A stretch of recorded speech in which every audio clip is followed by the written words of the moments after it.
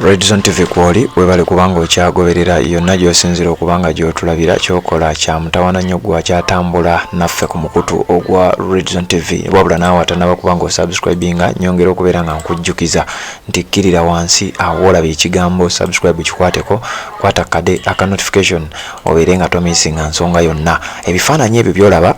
bifaananyi biva ku kitebe ekya National Unity Platform ekiro ekikeseza olunaku olwaleero abasajja basazeeko ekitebe ne baggalirayo abali munda ne baggalirayo n'abali ebweru. Njagala okutegeeza gwampuliriza olwaleero ziri ennaku z'omwezi 22 mwezi gwa musanvu 2024 ekibiina kya NUP kibadde kirina press conference kibadde kirina olukuŋŋaana lwa bannamawulire olubadde lugenda okubanga lugenda mu maaso olunaku olwaleero gwampuliriza kati nga kigambibwa nti bano abavubuka aba Generation Z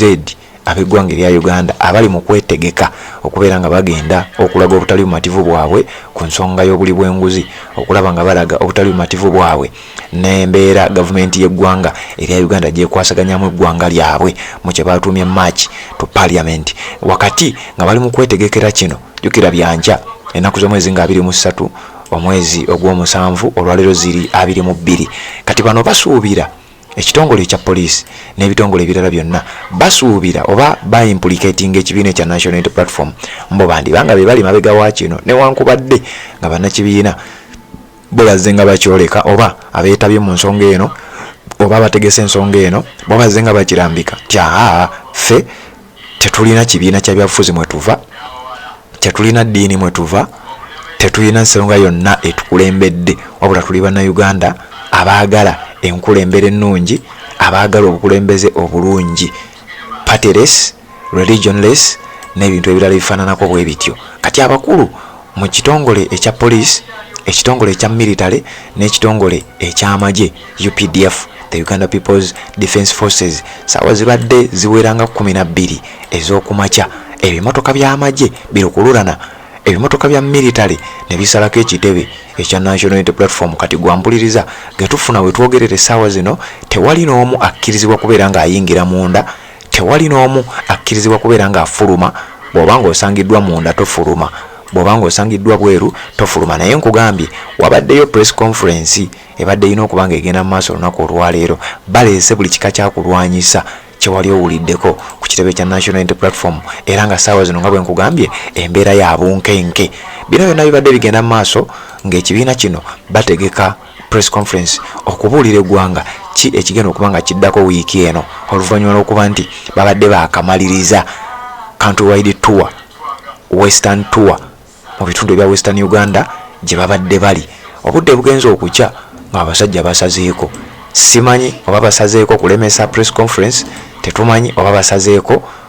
kulemesa bakulu mu kibiina kino kuwagira bagenda kwekalakaasa olunaku olw'enkya naye kwano ku Red Zone TV beerawo byonna ogenda kubanga obifuna wabula amawulire genfuna okuva kati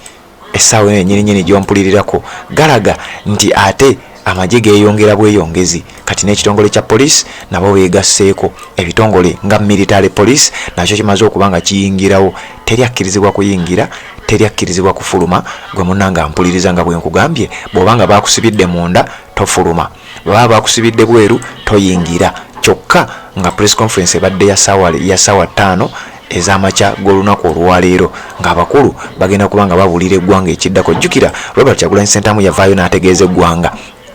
nti mu wiiki eno okutandika n'olunaku olwokuna tugenda kuba tuddamu okutalaga eggwanga mu kye bayita NUP countrywide tour ey'omulundi ogwokubiri era nga yali ategeezezza nti bagenda kutandikira mu ggwanga mu bitundu ebya Eastern Uganda era essaawa yonna tubadde tulinze kiddako naye ng'abadde yategeeza nti bagenda kufulumya puroguramu mu butongole ku lunaku olw'Monday ennaku z'omwezi nga 22 lwe lunaku olwaleero wabula kati wetwogerera nga bino byonna bimaze okuba nga biyimirira olw'embeera Uganda Police n'ebitongole ebirala byonna gye batadde ku kitebe ekya National Unity Platform kuba nkugambye tewali akkirizibwa kuyingira tewali akkirizibwa kufuluma gwe bakwatidde munda tafuluma gwe bakwatidde bweru tayingira Robert Kyagulanyi Ssentamu agenze ku mukutu gwe ogwa Twitter n'ategeeza bannayuganda ensonga eno saawa zibadde ziringa 12 evudde nga bukya agenze ku mukutu gwe n'agamba ahead of our scheduled press conference this morning, the military and the police have raided and surrounded the National Unity Platform offices at Makerere Kavule. Nti wakati nga tuli mu kwetegekera olukungano lwaffe olw'abannamawulire olunaku olwaleero olubadde lugenda okuba nga lubeerayo amakya g'olunaku olwaleero ng'era bwe nkugambye, tufunye amawulire oba tukitegeddeko nti ekitongole kya poliisi ne military basazeeko ekitebe kyaffe ekya National Unity Platform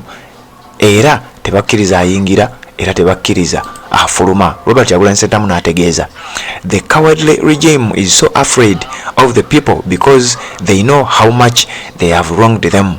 Nti eno regime entiitiizi oba obukulembeze bwa Museveni obutiitiizi bumanyi